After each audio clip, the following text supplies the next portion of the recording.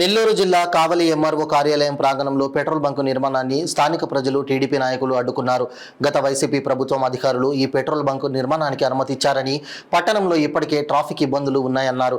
వెంటనే ఈ నిర్మాణాన్ని నిలిపివేయాలని టీడీపీ నాయకులు పట్టణ ప్రజలు ఎంఆర్ఓకి విజ్ఞప్తి చేశారు.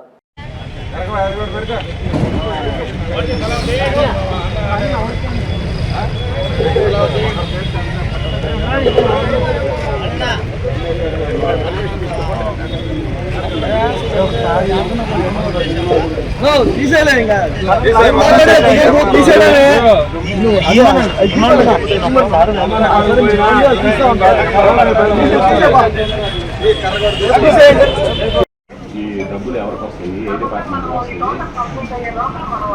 ఎవరు తీసుకున్న నిర్ణయం ఇది, ఏ గవర్నమెంట్ తీసుకున్న నిర్ణయం ఇది? ఆ రోజు ఉన్నటువంటి మీరు ఎలా ఫీల్డ్ ఇచ్చారు, ఇక్కడ ఎన్ని ఆఫీసులు ఉన్నారా, మీ యొక్క విజయం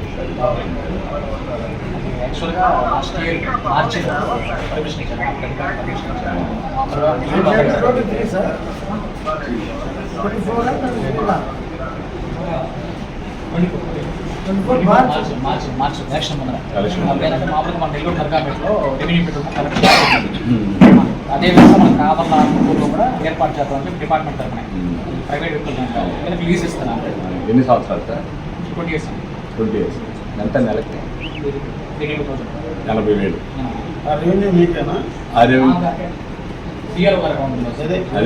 రెవెన్యూ డిపార్ట్మెంట్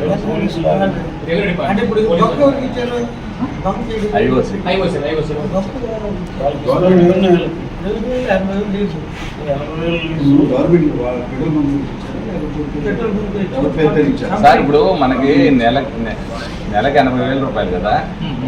ఈ 80,000 మనం ఒక 10-15 అడుగులు లోతులో 10 అడుగులు వెడల్పుతో ఒక 30-40 షాపులు కనుక వేస్తే 4-5 లక్షల రూపాయలు ప్రాఫిట్ వస్తుంది కదా మనకి. అంటే గవర్నమెంట్కి ఆదాయం రావాలనుకుంటే మరి ఆ రోజు ఎలా తీసుకున్నారు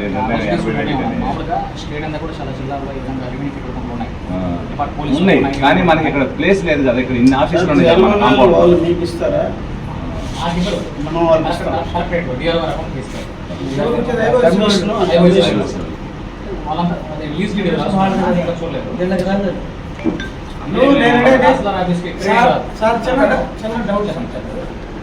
ఇప్పుడు ఇది పోలీస్ పెట్రోల్ బంక్ పెట్టారు. పోలీస్ పెట్రోల్ బంక్ లో పోలీస్ డిపార్ట్మెంట్ సంబంధించి నడుస్తుంది. ఇక్కడ రెవెన్యూ తరఫున బంక్ పెడుతున్నారు. ఇది రెవెన్యూ వాళ్ళ తరఫున జరుగుతుంది, ఐఓసీ తరఫున జరుగుతుంది. కాదండి, వచ్చే డబ్బు దాని మీద ఆదాయం రెవెన్యూ వస్తుందా? దాని మీద ఆదాయం ఎంత ఇస్తారు? లీజ్ డీట్ చూస్తాం ఒకసారి. అంటే మన డిఆర్ఓ గారు రాసుకున్న రైల్వే వాళ్ళతో ఆ డాక్యుమెంట్స్ తెచ్చుకొని నేను చూస్తాను. ఇదంతా గత మార్చిలో జరిగింది. గత మార్చిలో జరిగింది, మొత్తం పూర్తయింది.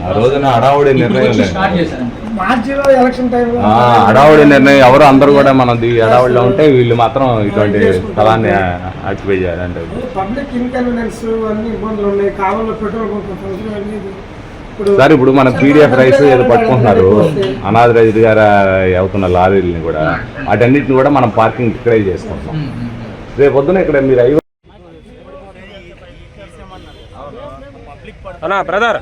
బ్రదర్